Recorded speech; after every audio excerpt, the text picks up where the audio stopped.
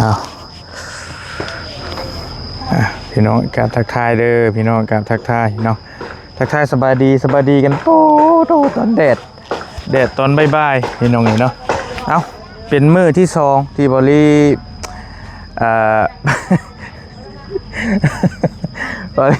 บริเดินทางเข้ามาหับนั่งป๊อปเพิ่นเนาะหวังว่ามื้อนี้สิบ่ผิดหวังพี่น้องเอ้ยผิดหวังอีกบ่ยังอยู่นี่อยู่ฮะอยู่นี่แน่ใดก็เพิ่นว่าสิเมื่อนะอ๋อสิเมื่อพร้อมกันก็โอเคแฮงดีเลยมันจังบ่ได้ถามบ้านถามเมืองเราอยู่ไสโอเคเบิ่งฮะหมู่เจ้าหมู่มาจากไสฮะน้องน้ำเอาเลยพอดีบอลี่เบิ่งไอ้บอกก่อนแป๊บนึงบอลี่กำลังสิพากันเข้าไปบ้านน้องดอนนั่นแหละนัดกับน้อ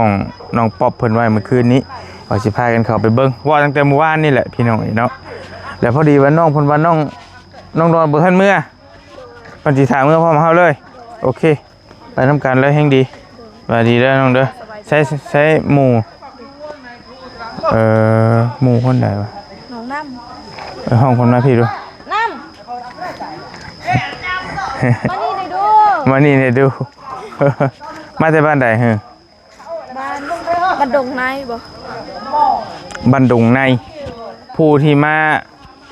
ตอนชื่อดินทันบ่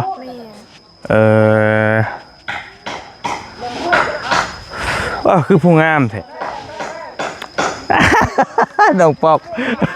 ฮะน้องป๊อบ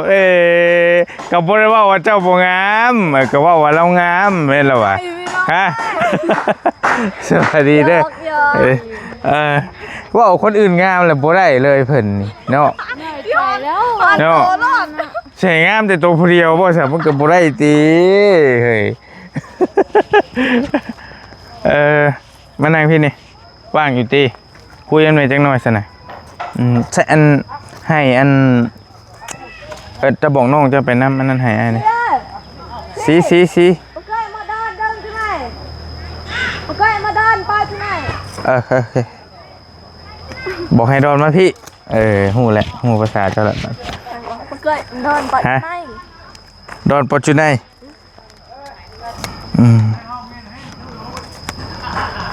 เอาอะไรให้ได้หมู่คนมาลิ้นบัดสิไปปะแล้วบ่ไปน้ำบ่ไปน้ำกันได้บ่เอ้ากะเต็มรถติกะบะกันยังว่างอยู่บ่ยอกสิมีหมู่ไปน้ำผู้นึงบ่ตูนไปน้ำผู้นึงกะ1 2 3ได้อยู่ดอกมีจะพูดจะจ้อยอยู่อ้วน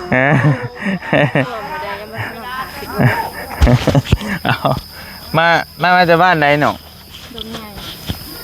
ทางใดบ้านดงใหญ่แถวบ้านสตึมทางเข้าดงบ้านเด้ไกลกับเบิ่งซ่อนทางขึ้นเมืองนองอยู่กัวอู่ทางพุ่นบ่ทางขึ้นเมืองนองกัวอู่โอเคนี่น้อยพากันกินข้าวเลยติกินแล้วพากินตำมะฮุ่งกินตำมะฮุ่งไปตำเดี๋ยวน้องน้ำเอาขึ้นถิ่มให้การบัดนี่บ่แซ่บอยู่จะเอิ้นแล้วได้ก็เราเอิ้นเขาว่าเอื้อยเพราะว่าคนเป็นเอื้อยดิน่าเป็นรุ่นเอื้อยน่าเป็นรุ่นน้องจักปี16เคยกับ16คือกันเนาะ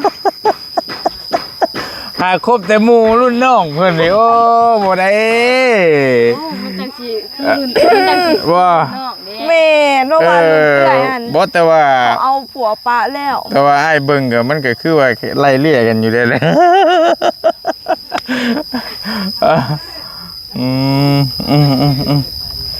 น้องประพันธ์เป็น20 ปีพี่น้องจะมาเจออายุผิดไปจากบ่นะเกิดปี2026เบิ่งคือว่า12 13 ปีนึง11เลยซะหรือว่า6เดือนก็ได้6 ปีก็ได้โอเคมันจึงได้โดนเนาะกว่าสิฮอด20 ปีนะ ก็เฮา ดอนไปจุดไหนดอนเอ้ย ก็ให้เรามาพี่พายอีกซะพุ่นน่ะ น้องเลี้ยง เรียกกันอยู่นี่ แต่ว่าน้องเลี้ยงเพิ่นเอาร้านเพิ่น อ๋อโอเค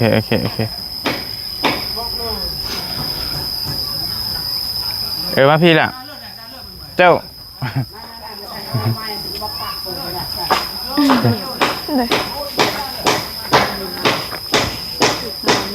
ยังบ่ทันเมื่อบ่โดย ไปสิถามเมื่อนำกัน โดยอันเมื่อบัดนี้เฮาสิเมื่อกับไผนี่น้องเจ้ากับเมื่อบ่หรือว่าเมื่อเจ้าผู้เดียว เมื่อแต่เพิ่นผู้เดียว โอเคน้องจะป้าอยู่พี่เราอยู่พี่บ่ล่ะน้องบ่เมื่อ บอกน้องบ่มีอยู่นี่ ในมื้อแรงเจ้าสิกลับออกมานำชุมาอีกบ่โอเคซั่นน่ะฮู้เรื่องยังคาปลูกอันนี้อยู่พี่อยู่โอเคนี่น้อยมีเจ้าไปเหมือนกันเนาะ แต่บางทีก็ไปบางทีก็บอก อ้าว กันแนวใดไปนำกัน หลายใจแท้ ให้ไปนำบ่แหละ ทำไมหลายใจจังไปสิเป็นหยังแล้วแต่เจ้า ก็ให้ไปกับไป เจ้าสบายใจไปหาหน่อไม้ได้เลยขึ้นเขาได้ โอ้ยดีได้สมบิวไปหาน้อง บอก ไปจักเทื่อกับใครเลย แม่นนี่ เย็นว่าเบิ่ง เคยหาหน่อไม้อยู่ติ บ่เพิ่นน้องให้แต่มีแต่ปลาน้องไม้ บ่ยันว่า ค่อยจัดเต็มแล้ว จะเต็มไพ่กระยังพร้อมเด้อกระยังอยู่เพื่อนจะมีบ่ มี มี ลงมาเบิ่น กำลัง กระ เตรียมไปนำติ เอาเสียมก็เอาว่าร้องเชือจะบ่มีเสียมบ่มีเสียมบ่ เบิ่นว่า ไปหักหน่อไม้อยู่เขาครับครับ มี เบิ่งพอจะให้เบิ่งพออยากได้วิวแบบนี้นะเดี๋ยวจะให้เบิ่งแป๊บนึง ไปเอาหมวกก่อนเด้อ ฮะบ่ดำนะเฮ้ยเอ้ยย่านจะดำได้ ป๊อบให้ซื้อยาแล้วซื้อยาให้เราเพราะว่ายังเมารถ มันหักสิเมาแท้แล้ว เพราะว่าทางมันแบบมันมีแต่คุม ถามแล้วว่าถิ่นเรา อากีปรุงเอาเป็นปรุงก็คือคุมเด้อ แม่ก็จะเอ่ยนั่นน่ะบ่ ฮะ ก็จะเอ่ยนั่นน่ะบ่ ปรุงคุมปรุงคุมแม่ คุม เอากระหูได้นี่ มันเขาบอกว่าปรุงคุมแน่นอน เบนี่ติ เนี่ยแหละดอน แม่นบ่ แม่ ยังมีอยู่บ่ นังเบิ้ลอะบังเนี่ยนะ เบิ่มมาบางหอประการระวังนะ มีแต่เป็นหน้อไม้แบบหน้อไม้ตัวแบบ หน่อไม้ยังกระย่านะมีเนาะแบบนี้มีเนาะ มี โอเคอันนี้ช่องเบาดำพี่น้องอยู่ทางเหนือเพิ่นดอกอันนี้เป็นอันนี้ป้าเตรียมป้ามันสิค่ำซะปะ ไป ไปนำกันแล้ววะ ไป ไปก็ไป ไปก็ไปสู้ลุยไปขึ้นเข้า ไปเตรียมเสื้อเตรียมอันนี้เจ้าเสื้อแขนยาวเสื้อหยังหั่นแล้วมีไปหรือไปแบบนี้เลยบ่แล้วแต่เลยไปแบบนี้เลยก็ไปแบบนี้เลยไป เอาเสื้อกันยาวตัวให้ เย็นว่าจะเอาเสื้อแขนยาวหั่นนะอุปกรณ์ เอารถค่อย โอเคเดี๋ยวค่อยไปเอาก่อน ๆนั้นไม่เฒ่าก็ได้บ่ ฮะ รถนะรถเอาไว้ที่มัน รถงามบ่ลองเฮียเด้ บ่ได้ไปนี่บ่เหี่ยดอกถ้าเอาแล้วรถนอกเขาจะยาก แม่นบ่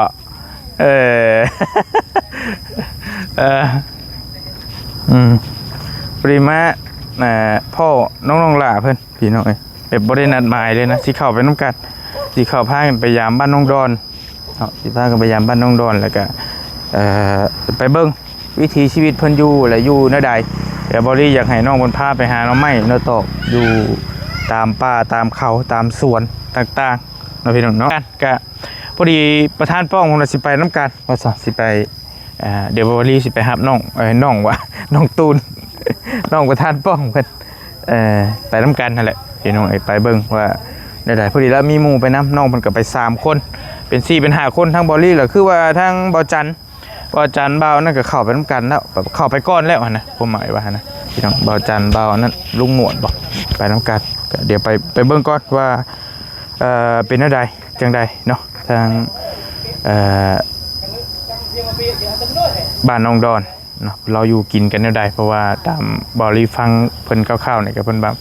ค่อนข้างสิลำบากนะพี่น้องเนาะโดยกำพร้าแม่พ่อมาสั่นแล้วก็อยู่กับพ่อเลี้ยงน้องเลี้ยงอันนี้เลี้ยงน้องเลี้ยงนุ่งหลายคนเนาะใช้น้องอะไรเด้น้องเลี้ยงไปร่วมกันบ่สิเข้าเวียด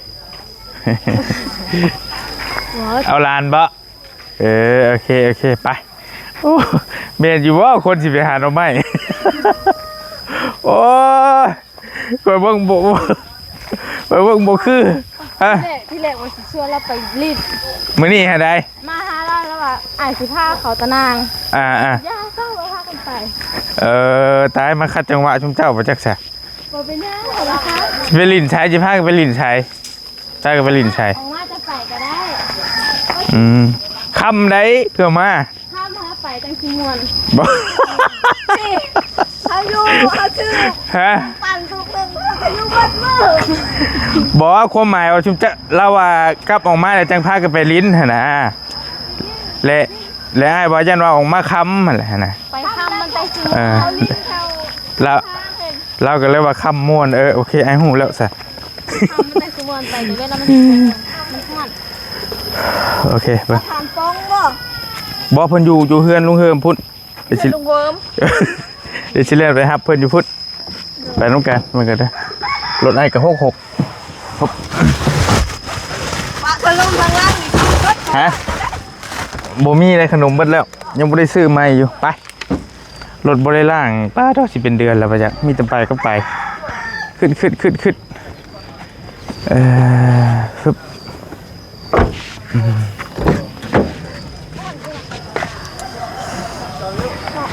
ิได้หน่อไม้จังยอดเด้มื้อนี้เนาะ ไหนอยู่ดอก เบิ่งทรงแล้ว โอ้เคยหาหน่อไม้แล้วคุณให้ไปหาหน่อไม้สิบ่ได้ยังไง แน่นั่นบ่โอเคอาสิถาเบิ่ง ใครพาไปดอก สาวผู้ไทยจะเป็นคนผู้ไทยป่ะโอ้ฮะ ผู้ไทยบางลุงใหญ่ผู้ไทยเลยอ่ะ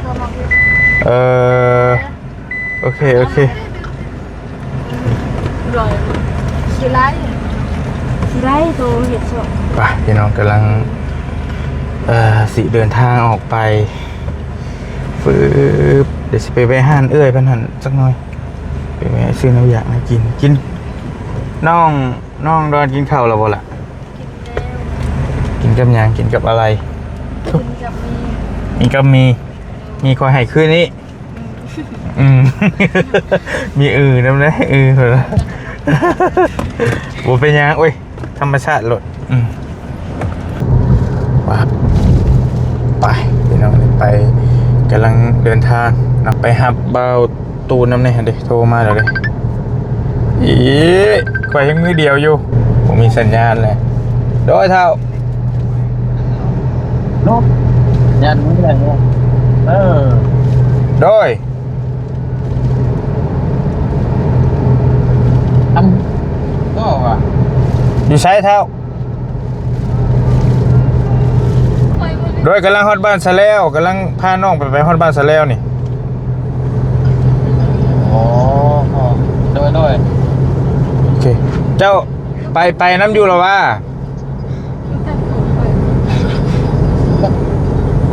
ไป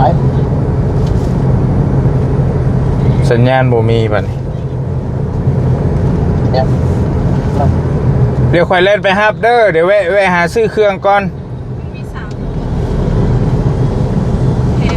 เฮ้ย โดยเดี๋ยวเล่นไปฮับเดี๋ยวแวะซื้อเครื่องไปฝากน้องๆเพิ่นก่อนโอเคเดี๋ยวพอตูนโทรมาพี่น้องกำลังสิเลยฮะโอ้ขายหน้ำไม้นะโอ้ยกระบะเด็ดครับมีคนบาดซะแล้วได้ฮะตอนนี้มีไผอยู่เฮือนน้องดอนพ่อแม่บ่แม่นได้เนาะไอ้ลืมพ่อกับน้องเนาะ โอเคเพิ่นฮู้อยู่บ่ว่าเฮาสิไปนี่บ่จักซ้ำโอเคบ่เป็นหยังเดี๋ยวสิไปหาซื้อแนวอยากน่ากินก่อนพี่น้องเนาะ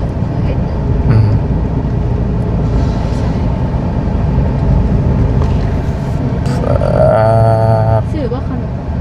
ฮะ ชื่อขนมอบอ่ะ ขนมอบ กินขนมอบอ่ะมันแต่สิบ่เมา เมารถบ่นั่งป๊อบบ่เฮ้อ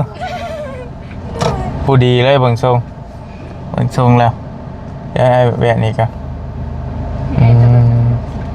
เดี๋ยวแวะหันแล้วนี่แหละ ได้ยินเสียงมันไปสิ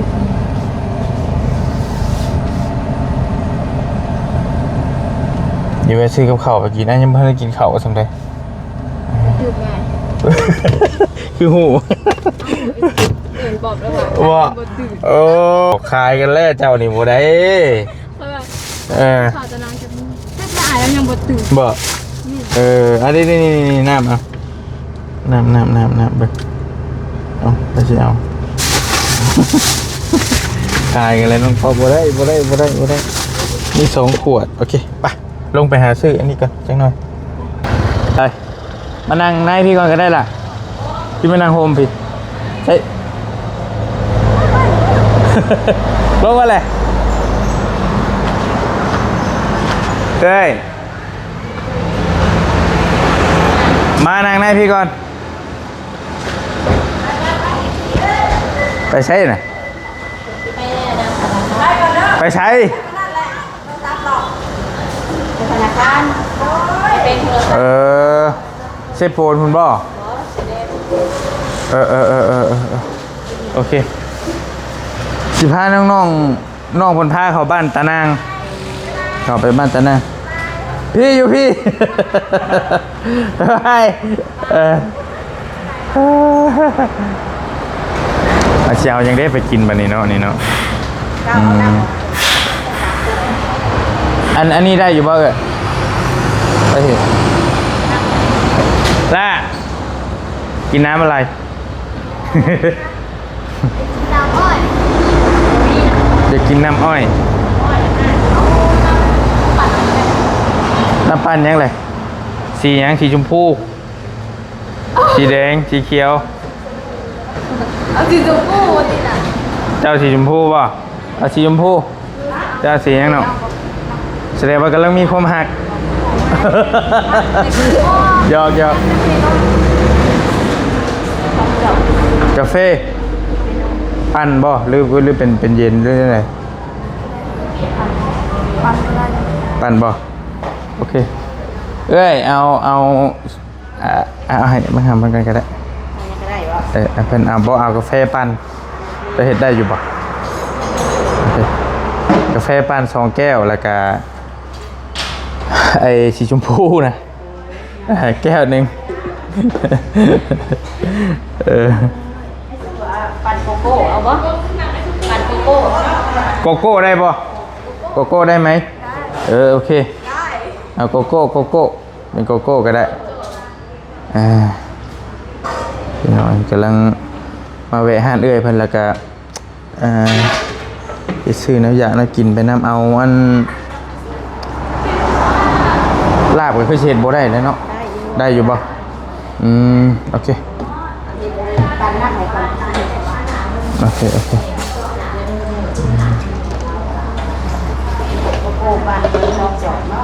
โกโก้ปันซองเลยก็เป็นสีชมพูจองนึง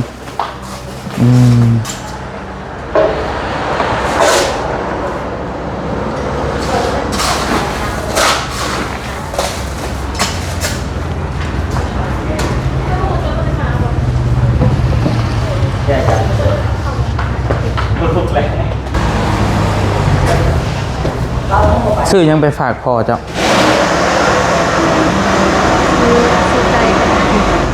ซื้อไก่ไก่ดิบได้ปะบ่อนกคือเจ้าว่าคือนี่ปะ เอายังจืด ป่ะโอ้ยเป็นยังสิบ่เจอนกที่หาอยู่ใช้เอาท่านเมียที่ซื้อให้เอาอยู่ใช้นกเอา เอาผ้าเนี่ยว่า เออโอเคจะกินนกเป็นไหมเอาลาบไป5 ถุงนึงใส่ถุงเด้อโดยลาบซุกเอาโบเพชรจะลาบซุกถุงนึงแล้วก็โดยชุดนึงนะแล้วก็เป็นเฟอร์ก็ได้เฟอร์ซองถุงค่ะไปฝากน้องๆเพื่อนแล้วก็ไปเชียวของเอ้ยนะเป็นสมพักแล้วก็เชียวหมูนั่นนะไปกินอยู่ในเขาโดยที่เขาไปเยี่ยมบ้านอีหล่าเพื่อนนี้เพื่อนมาเป็นทุกข์ยากจะเป็นฮู้จักกับน้องป๊อบให้น้องป๊อบพาไปอยู่ในว่าวหลายมือแล้วพาไป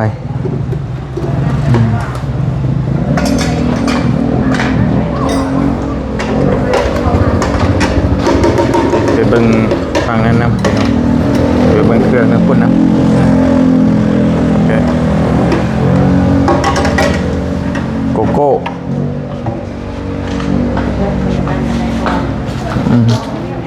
ประสบเอ่ยเพิ่นบ่อยู่พี่น้องแล้วก็ไปนะไปหาหน่อไม้ดิไปหาหน่อไม้มาฝากเด้อนี่ตามชาวเพิ่นนี่นะอย่างนี้คนสิไปหาหน่อไม้ไม่สีขาวงามเป็นผู้สาวยังว่าจักสิออกว่าเป็นแบบใดแล้ว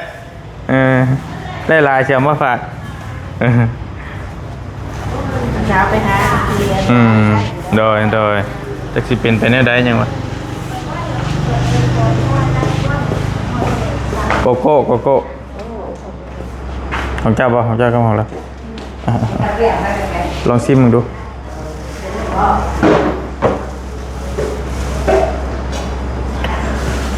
บ่แซ่บแซ่บคือเขามือสมัครเล่นบ่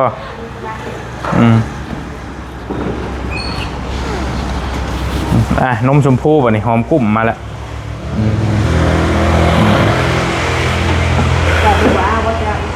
จังหวะเบิ่งก่อนเฮากะก็อยากอยู่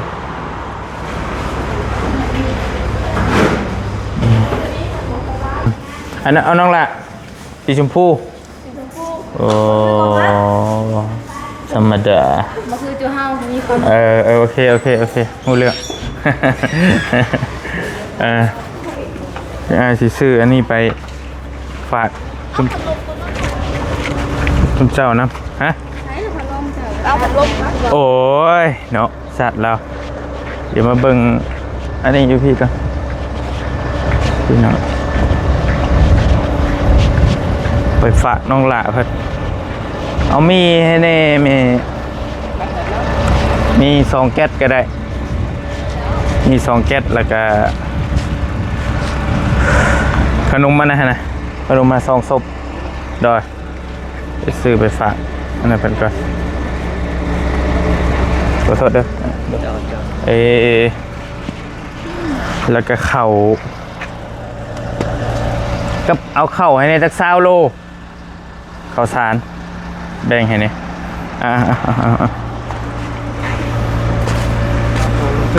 โอเค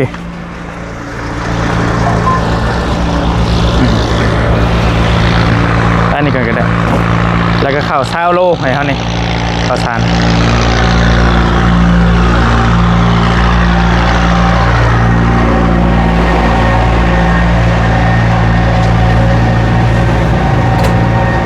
แล้วก็เอาไข่ให้นี่แป้หนึ่งเด้อไข่ให้นี่